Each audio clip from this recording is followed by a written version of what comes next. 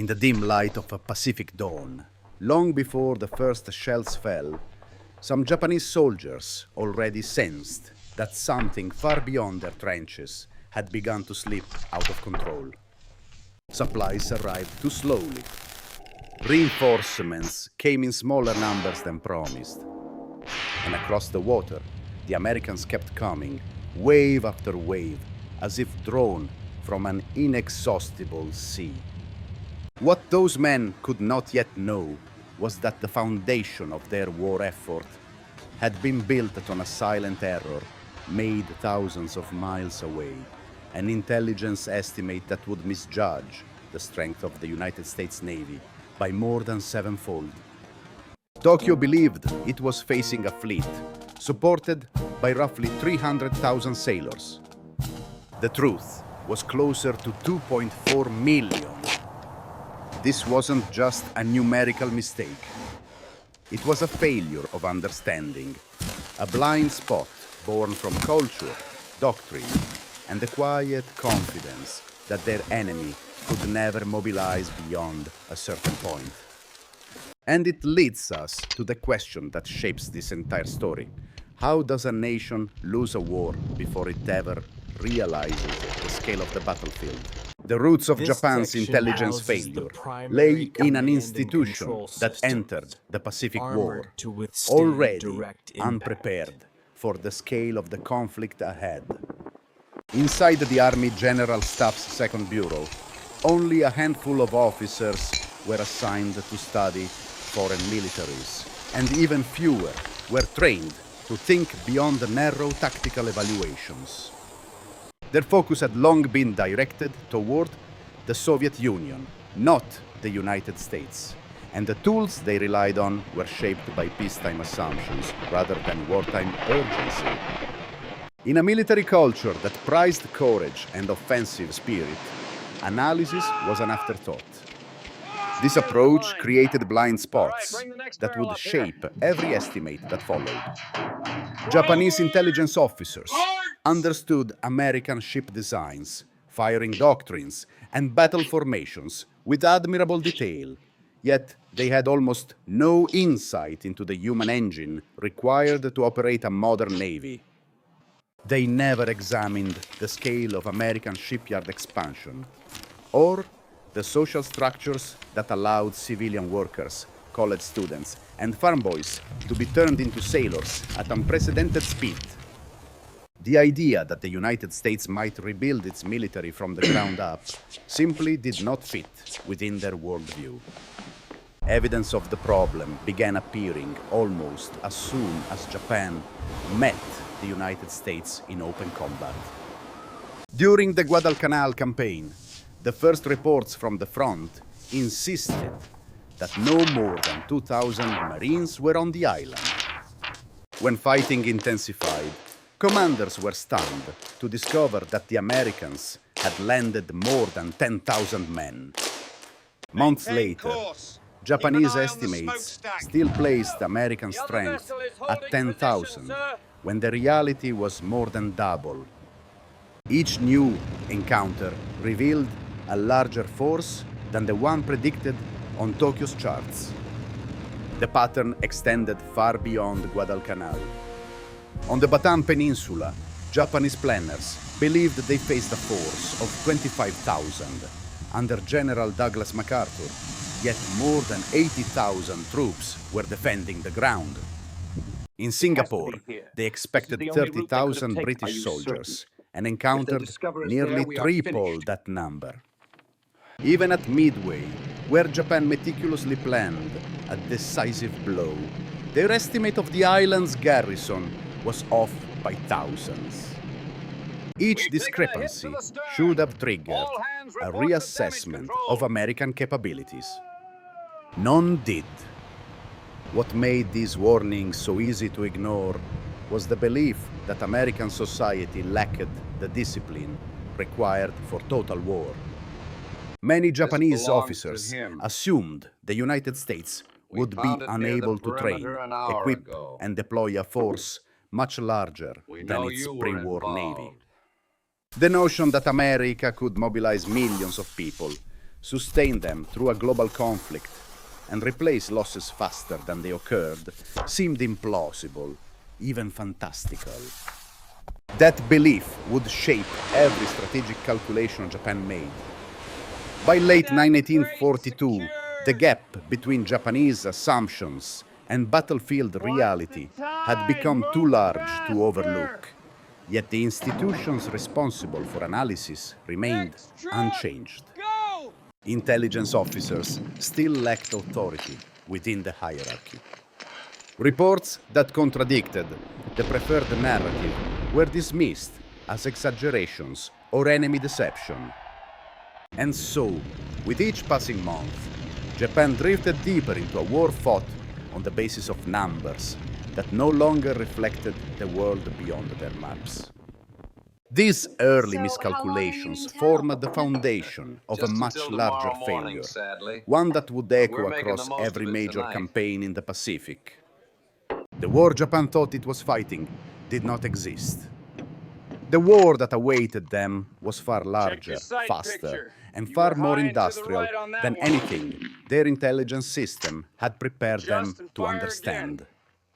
By 1943, the war in the Pacific had entered a phase defined not only by battles at sea and on land, but by the rising force behind them, the American system of industrialized training. Nowhere was this more evident than at Naval Station Great Lakes, a sprawling base far from any coastline, where the quiet waters of Lake Michigan reflected a transformation Japan never saw coming. What had once been a modest pre-war facility had become the heartbeat of a mobilization effort on a scale without precedent. Within months of Pearl Harbor, the number of recruits in training at Great Lakes swelled from a few thousand to tens of thousands. In 1942, more than 68,000 men filled its barracks. By September of that year, the base held over 100,000 trainees at once. Instructors operated in continuous cycles, teaching navigation, gunnery, seamanship, and survival to waves of recruits who arrived faster than records could track. Over the course of the war, more than 1 million sailors would pass through Great Lakes alone, each one a quiet answer to Japan's assumption that America lacked the discipline for total war. But Great Lakes was only the beginning. Across the country, the United States Navy built training centers with the same speed and scale it applied to shipyards. At Samson in New York, at Farragut in Idaho, and at Bainbridge in Maryland, entire facilities rose from empty ground in a matter of months. These bases were designed not to perfect a small elite force, but to produce a steady river of trained personnel who could step aboard destroyers, carriers, and submarines as soon as they were launched. Japanese intelligence, relying on pre-war records and limited reconnaissance, never detected the expansion. To them, these places simply did not exist. The American system extended even deeper into the nation's civilian life. With the launch of the V-12 program in 1943, universities across the country became hubs of officer training. Students marched to class in uniform, studied engineering and communications under military discipline, and prepared to enter the fleet as technical specialists. By war's end, 125,000 men had passed through the program. This single pipeline produced more officers than Japan believed the entire American Navy possessed in total personnel. Such scale had consequences that were felt on every front. As American forces advanced across the Pacific, Japan's commanders repeatedly reported being overwhelmed by logistics flows they could not comprehend. Convoys destroyed by submarines seemed to reappear within days. Ships damaged in battle returned to the fight managed by fresh crews who had been in training only weeks earlier. What Japan viewed as exaggeration or propaganda was simply the predictable output of a nation that had mobilized its population with industrial efficiency. The truth became impossible to ignore during the Marianas campaign of 1944. On Saipan, Tinian, and Guam, the defenders watched wave after wave of landing craft approach the beaches, each one filled with Marines and soldiers who seemed to have no end. The naval gunfire never paused. The airstrikes never thinned. What the Japanese witnessed was the culmination of a training system capable of sustaining continuous offensive operations, something no Japanese estimate had ever accounted for. In those weeks, the gap between Japan's assumptions and America's reality finally revealed itself in stark, undeniable terms. The war Japan believed it could shape through decisive battles was now being carried forward by an enemy whose strength renewed itself with every tide. The turning point came not from a single decision, but from a chain of losses that Japan could no longer absorb. The Battle of Midway in June 1942 marked the beginning of a decline that no amount of courage or tactical brilliance could reverse. 4 fleet carriers were lost, but the deeper wound lay in the death of the aviators, who had trained for years to master skills that could not be reproduced quickly. Every pilot who fell represented time Japan no longer had. As the months passed, Japan attempted to accelerate its training programs, but the system cracked under its own limitations. There were too few instructors, too few aircraft, and too little fuel to bring new pilots to proficiency.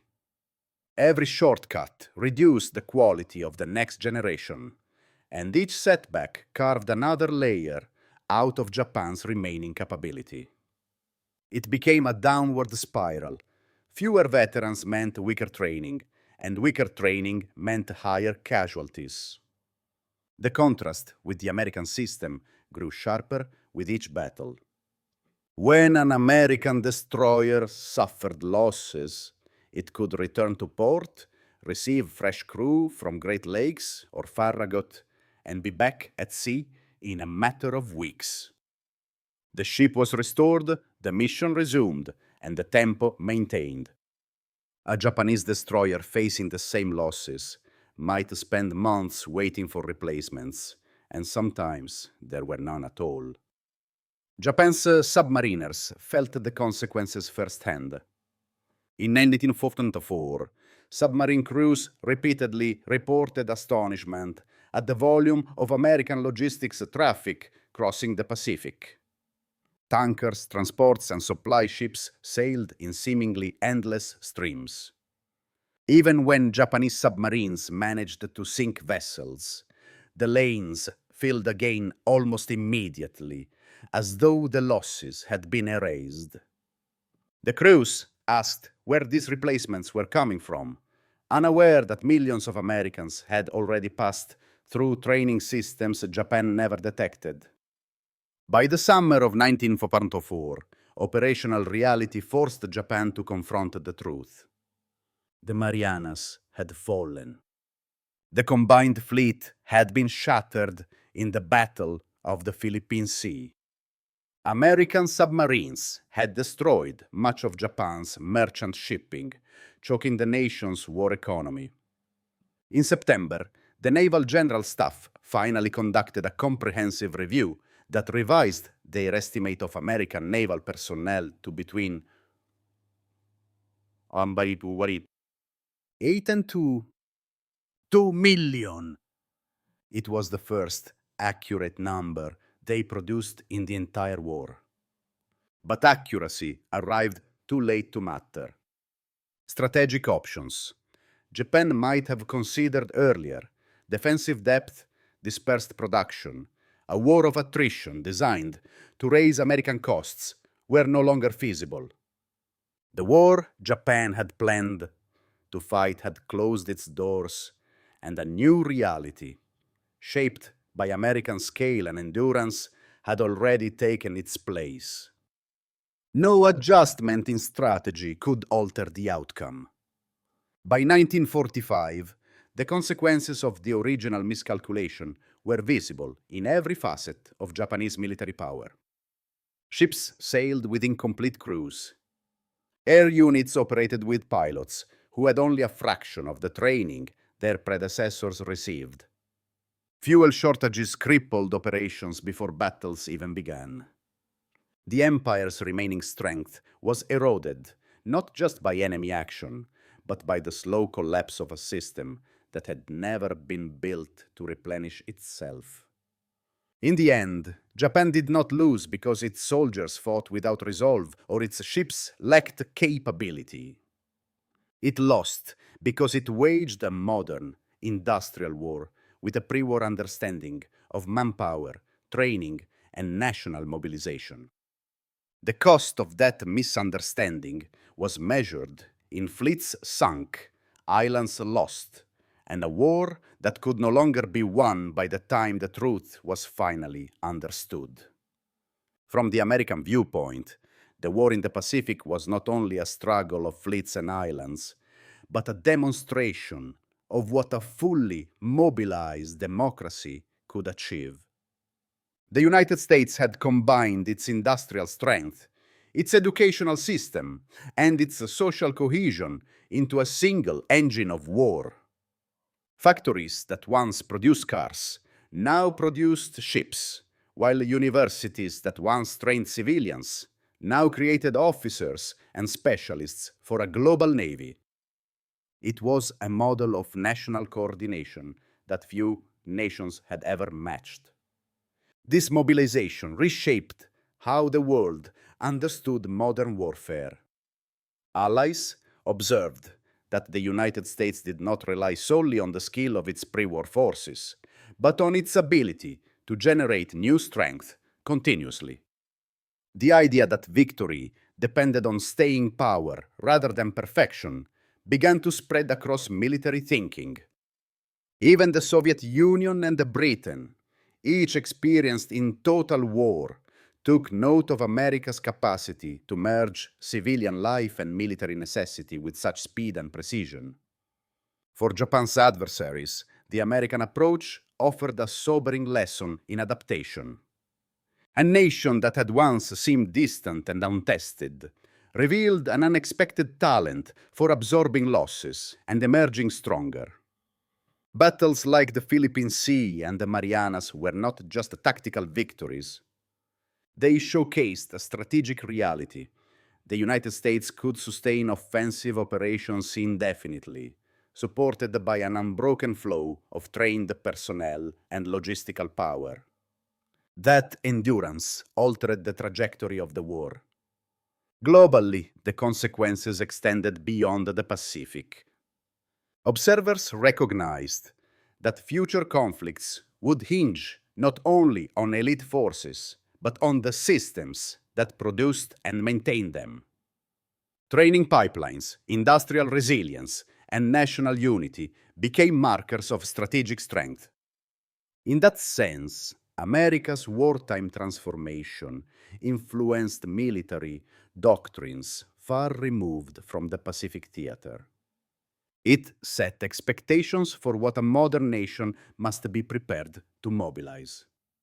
Japan, meanwhile, stood as a reminder of what happens when a country fights with outdated assumptions. Its leaders believed that spirit, discipline, and experience would outweigh an opponent's industrial advantage. But the world watched as those beliefs collapsed under the weight of American capacity. The gap between myth and reality had become impossible to ignore. By the end of the war, one truth stood out. The United States had shown that victory in a modern conflict required more than bravery on the battlefield. It required a nation willing to transform itself entirely, from its factories to its classrooms. And the world would not forget that lesson.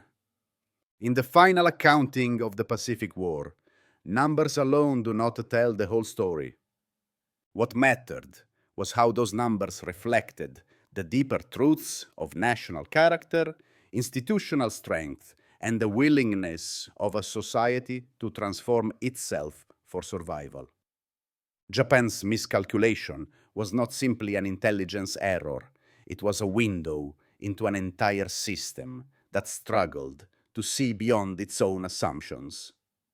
And once those assumptions were shattered, there was no path back to the war Japan believed it could win. The United States, by contrast, revealed a different kind of power, one rooted not in the brilliance of a few, but in the collective resolve of millions.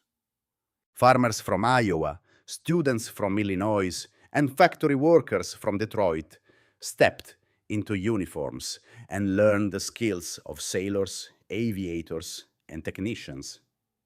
They were trained in classrooms, in makeshift barracks, in ship simulators built hundreds of miles from the ocean. Together, they formed a navy whose strength could be renewed with every season. A force that proved endurance can be as decisive as firepower. This transformation left a legacy that extends far beyond the history books. It reshaped how nations think about war, how militaries are built, and how societies confront crises that demand more than ordinary effort. It reminds us that modern conflict is not decided solely by courage or tactics, but by institutions capable of adapting faster than the challenges they face. And it warns that underestimating an opponent is often the first step toward defeat. Today, the lessons of that misjudgment still speak with quite clarity. They speak to policymakers, to military strategists, and to anyone who studies the long shadow of global conflict. They remind us that a nation's strength lies not only in its weapons, but in its people, its systems, and its willingness to learn from the past. And they invite us to reflect on how fragile victory can be when built on assumptions rather than understanding. If this story prompts you to think about the price of miscalculation, consider sharing your thoughts. What do you believe is the most enduring lesson from Japan's strategic oversight? And if you value exploring the decisions that shaped our world, we invite you to subscribe and continue this journey with us. The battles may be over, but the history is still being written, one insight at a time.